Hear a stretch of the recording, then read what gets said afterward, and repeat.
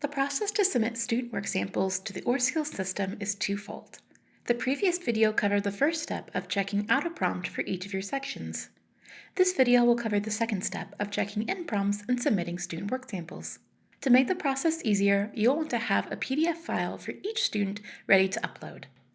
As mentioned in the previous video, you need to include the cover page, grade notification form, and required student work, all in a single PDF file.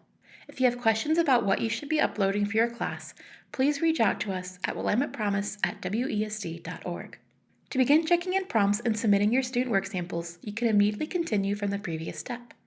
However, if you choose to come back later, log into the ORSkills system, and from your dashboard, open the specific section you want to work with by clicking on the eyeball icon next to the section title.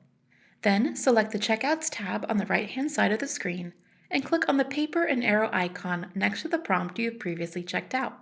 At this point, you'll be at the Checkout Groups page where you'll be asked to submit or check in your student work samples in PDF format.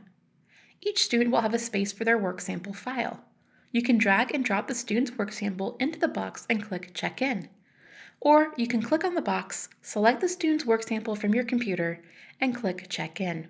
If you immediately notice that you have uploaded the wrong file, you can click Remove Uploaded File and start again. Once uploaded, you will receive an on-screen notification that the work sample was successfully checked in with a green check mark. You would then repeat this process for each of your students.